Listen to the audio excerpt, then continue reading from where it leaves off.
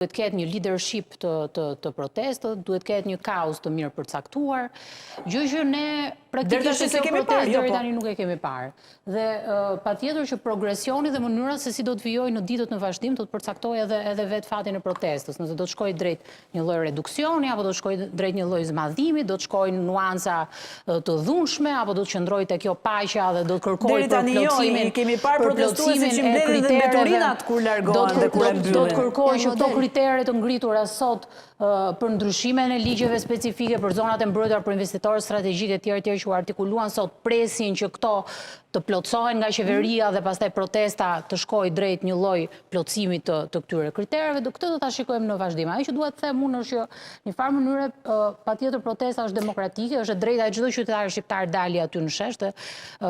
Nuk jemi ne ata që përcaktojmë parimet e demokracisë dhe nuk jemi dhe ne ata që do dalim këtu sot të marrim flamurin e kësaj lloj gjëje që po ndodh aty dhe patjetër do ta trajtoj me objektivitetin e duhur këtë gjë, që do thotë kjo patjetër ka sjellë elementet e vet negativ. Kush janë elementet negativ që ka sjellë? Siç ka qenë dhe një lloj precedence tjetër në Beograd e ngjashme me këtë, që ka anulluar një projekt, ka anulluar një projekt shumë të rëndësishëm, pra të financuar nga Trumpi, që ka qenë Trump Tower, gjithmonë e lidhur me Kushner, dhe protesta të tilla janë zhvilluar dhe në Beograd të ngjashme, në mënyrë të tillë për ta një farë mënyre për ta mos e pranuar këtë lloj projekti për të zhvilluar atje.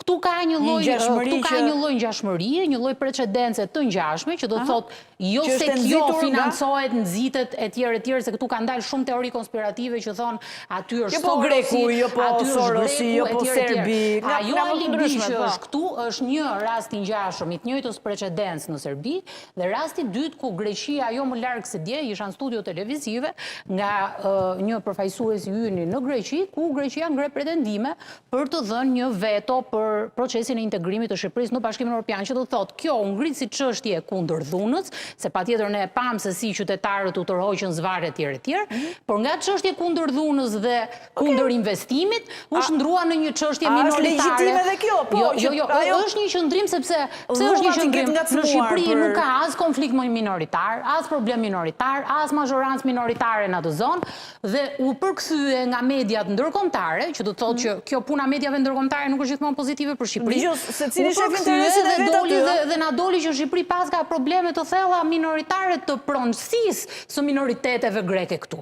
Dhe kjo është shumë problematike, paktën në optikën time si del Shqipëria në arenë ndërkombëtare. Por këtë nuk do ta lidhja në mënyrë absolute me qytetarët që dalin dhe protestojnë për gjithë problematikat që ngritën dhe kolegët për këtë punën e derdhjes gotës. Por këtu ka një element dhe do kthehem prapë te shoqëria civile. Se aty nuk më dele keqja me shoqërinë civile. Sepse shoqëria civile, njëjtë si organet dhe këto peshqit e mëdhenj që duhet hetojnë nga spaku, nga gjikoja etj dhe është një nga kriteret e BE-s, duhet jenë dhe ata që duhet vendosen pak edhe në lupën e drejtësisë. Këto shoqëri civile në Shqipëri janë përdorur shpesh edhe si makinacione për para, për gjeneruar të ardhurar dhe s'kan bërë asgjë për këto kauza në fund të ditës që dalin me heroizëm këtu sot dhe thonë jo po zonat e mbrojtura, kush reagoi për veljerën e Durrësit apo për shumë problematika të tjera që ishin etj. Ja ku i ke dy studio që kanë ngritur dorën. Nuk jam as shoqëri. Pra, këtu jemi te kjo pika. Po si jeni shoqëri civile? Si jeni shoqëri civile ju apo jo? E lira është shoqëri civile. Po, atëherë. Jemi te pika që ta kthejmë dhe çik fokusin këtu, vetë vendosim një pikë që ore në këtë vend patjetër do kapen dhe peshqit e mëdhenj, do bëhet drejtësia për gjithë etj, kjo drejtësia e re. Por shoqëria civile që del dhe do të marrë merita këtu, dalin nëpër media me rolin e heroit, me rolin e kësaj, duhet dhe këta ti kthejmë një çik sytë dhe themi, ore ku kanë shkuar këto para që janë investuar në këtë vend për të ruajtur zonat e mbrojtura, për të reaguar për këtë ligjin që ka hyrë fuqi 2 vite më përpara, për çështjet identitare, për çështjet e mbrojtjes, për këtë. Ktu ka përgjegjësi. Patjetër jam shumë dakord zotri, jam shumë dakord, por këtu tani jemi në pikën që fakti që investimi dhe këtu ka një impakti jashtëzakonshëm ndërkombëtar për këtë gjë në lidhje me Shqipërinë dhe investimi me shumë gjëra sa mund kthehet mbrapsht, do të thotë që kjo për Shqipërinë është një dëm.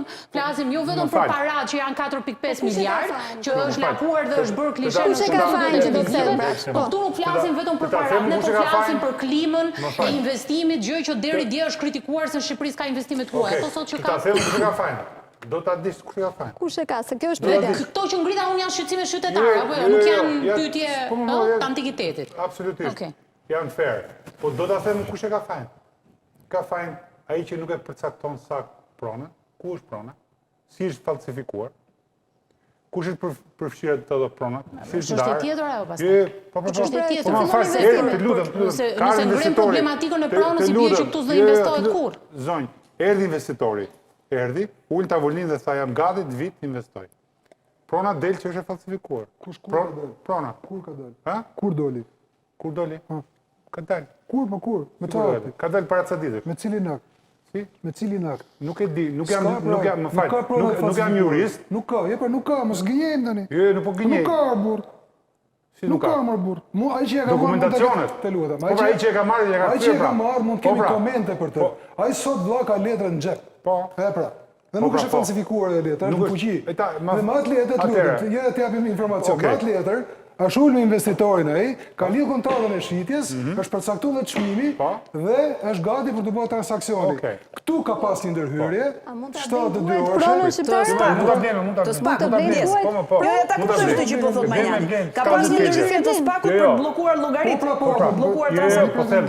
Po, ka ta japi dhe këtë informacion. Ka dyshim që është këtu çdo gjë është në dyshim. Ka dyshim. Ai zotëria ka letrën në xhep. Dyshimi është skash për të Ata që protestonin ishin pronarët. Dyshime, dyshime. Prona është pa zgjidhur, është zgjidhur. Ka dyshime pronën. Iku kjo, iku. A është e drejtë, është e temë? Është, iku. Një sekond, iku. Tani, është zonë e mbrojtur? Është zonë e mbrojtur. Tani çfarë ndodh në zonën e mbrojtur? Se di pra këtë tani, se kjo është zonë e mbrojtur, po. Të lutem, një sekond. Shiko. Unë dhe në një emision tjetër e kam thënë me zë shumë të lartë që do ishte më ndershme, që e gjithë zona që është zonë e mbrojtur të hiqej në zonën e mbrojtur, thuhet ne për arsye madhore për shtetin nuk kemi fare interes për Flamingo, Preshka, ku dëgjojmë, do bëjmë investim. Jam shumë dakord. Shumë dakord më. Merret vendime të tilla. Merren, nuk ka asgjë të keqe. Por është dhe zonë e mbrojtur, po është dhe zonë që mund të ndërtohet, është hermafrodit, se s'është as burr as grua, apo jo? Se di këtë. Po pra, sepse është zonë e mbrojtur. Ky është problemi. Unë di të them këtë gjë që atë zonën atje. Domethënë, faji është institucioneve tona. Unë di të them këtë gjë për atë zonën atje. Ajo zona atje. Se flitet shumë pak. Ajo zona atje ka 2-3 pika komunikimi me detin, të cilat prej vitesh i mirë mban bujarisht ai investitori i Kripes atje. Se ky shtet ka vite që sa si lek. Është e vërtetë. Dhe ti po pra. Ja të themi ca gjëra. Po pra, është e vërtetë. Dhe kur këto kanalet bllokohen nga avionet, shkoni i hape me një skalator, dakord? Sepse me 2 gradë të rritet temperatura e ujit kënetës, ekosistemi merr fund. Po, e vërtetë. Dhe të dhjefsha protestat me ato 2 gradë temperaturë. Vetëm 2 gradë lëviz. Po, është e vërtetë. Dhe për këtë duhesh mbrojt. Dhe tu do t'i bëj monument. Realisht monument atij biznesmenit atje, që e bën këtë gjë, bujarisht, s'po i zë emër për reklam, po ai e bën këtë gjë. Po kush e ka për detyrë zotë Manjani? Po jap informacion pra. Kush e ka për detyrë ta bëjë që se bën vetë ai? Është vërtet. Tani po pra po. Kjo është shumë e reale, kjo është shumë interesante, dakord? Se sa, kujtun, do ruaj monumentun se tash këtu tash më ke dalë te një temë shumë simpatike. Që duhet mbrojmë një vend ku është një fushë futbolli ku kanë luajtur kriminalet me kokat e njerëzve. Dakord? Kush është kjo? Atje në Zvërnec? Në Pishpora, mo. Pishpora. Gjithë gjërat kriminale të Vlorës aty i keni. Çfarë po na tregoni? Dhe Koloseu i Romës. Muze natyrore keni. Muze të krimit. Nëse duhet të mbrojmë një muze e krimi, po, ta mbrojmë, shumë mirë. Vazhdojmë më tej. Si po mbrojmë Koloseun pra, një gjë. Edhe atje.